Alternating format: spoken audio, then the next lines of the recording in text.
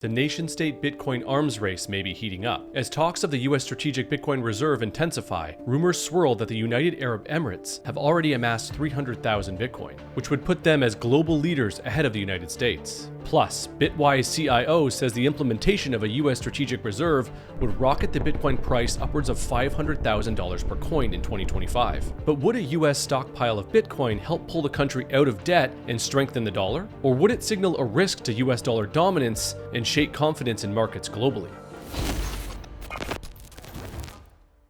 The hot topic this Bitcoin cycle since the election is no question the proposal and intensifying talks around the US strategic Bitcoin reserve. The soon-to-be leader of the free world is very openly pro-Bitcoin and is even suggesting there is a very real possibility that he signs a bill for the US government to buy up to 1 million Bitcoin over the next 5 years.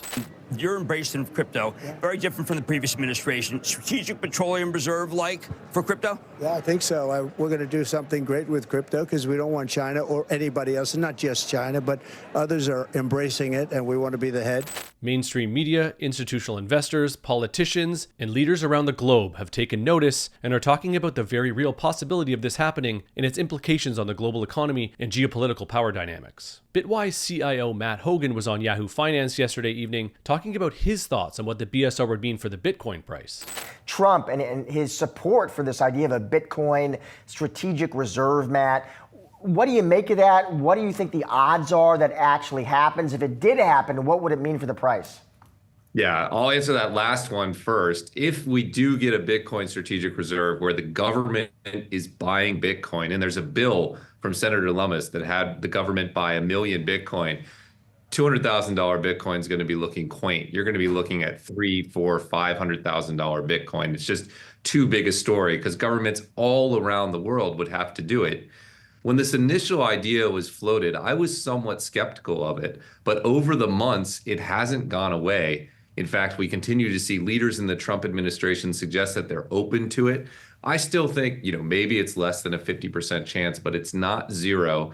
And again, if it happens, or if we start to see it happening in other countries, you're going to see, a rip up in Bitcoin that will make 2024 look pretty docile in comparison. So whether you think the Trump administration will actually implement this thing or not, you can't deny that the narrative and the idea of it has completely hit mainstream attention. I don't even think Trump fully grasps the can of worms that he has opened. Now, on this channel, we've mostly talked about the US SBR in a positive light, but not everyone sees this as a good thing for US dollar dominance. One such skeptic is Castle Island Ventures founding partner Nick Carter. He was on Bloomberg TV earlier this week talking about his reasoning. Hey, Nick, I want to talk a little bit about a strategic Bitcoin reserve. A lot of folks we've been talking to over the last few weeks think it is something that is likely going to happen under the Trump administration. You're not one of those folks. Why do you not see one happening? It depends what we mean by strategic reserve. If we're talking about a stockpile and just holding the Bitcoin the U.S. government has already seized, unclear how much they have right now. They might be selling off some of those coins. I think we can reasonably expect that to happen. Trump's been clear on that front. If we're talking about Cynthia Lummis's bill buying 1 million Bitcoins over 5 years, acquiring more Bitcoins for the U.S. government, or even potentially moving away from the existing dollar system to a Bitcoin-backed system, I don't think that's likely. I don't see support in Congress for that. Congress would have to authorize that. I don't believe that it would be prudent, frankly, for the U.S. government to signal a move away from the dollar system, move to a commodity standard based on Bitcoin. Any other nation state, it makes sense for them to acquire Bitcoin, and they are, Bhutan, El Salvador, that's fine. The U.S. is the issuer of the global reserve currency. We shouldn't do something that would call into question our own solvency. So even though I am a Bitcoiner, and it would certainly benefit me if the U.S. government started buying Bitcoin, I'm also an American, and I don't think it would benefit anyone if we were to shake confidence in global markets by implying that the dollar is at risk.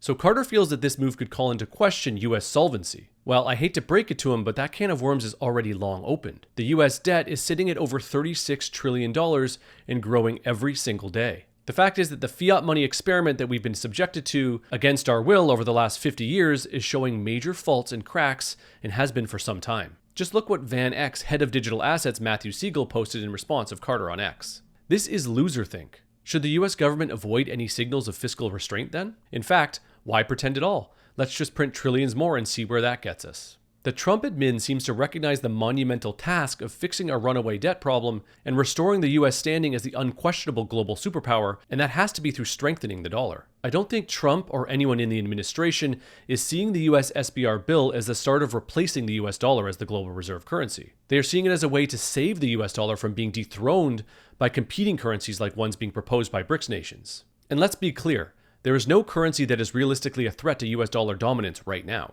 Bitcoin is still too early in its monetization and adoption to be a serious contender at this point. But I will say that an unintended consequence of setting off a full-on nation-state Bitcoin arms race would be the acceleration of Bitcoin's standing in the world as a viable dominant form of international trade. But I don't think the Trump admin is seeing this yet. It's like the Trojan horse analogy that we've talked about a lot in previous videos. The US and many other nation states are seeing it as a national imperative to adopt Bitcoin before other nations do it first and gain dominance. Trump himself has stated the need for the US to be a leader and dominate in Bitcoin against the likes of China and others. Well, rumors are already swirling that the United Arab Emirates have amassed 300,000 plus Bitcoin, which would put them ahead of the United States and their 200,000 coins. Now, keep in mind this is still just a rumor, but you can see how these things start getting out of hand and could ignite FOMO on a global nation-state scale. I like what Matthew Pines had to say about it. If you are against the SBR, you prefer UAE, Qatar, Saudi, Oman, Bahrain, China, and Russia to have more Bitcoin than the US. That's fine, but accept that this opposition equates to a desire that we lag monarchies and authoritarian rivals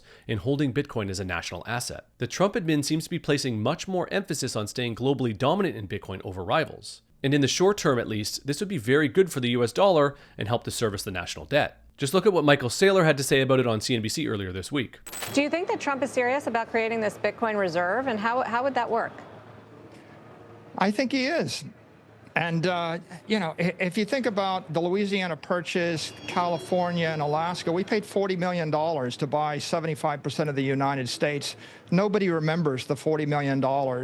But if you know where the money's going, you should buy the property, buy the future. And in this case, the Lummis plan calls for 1 million Bitcoin acquisition.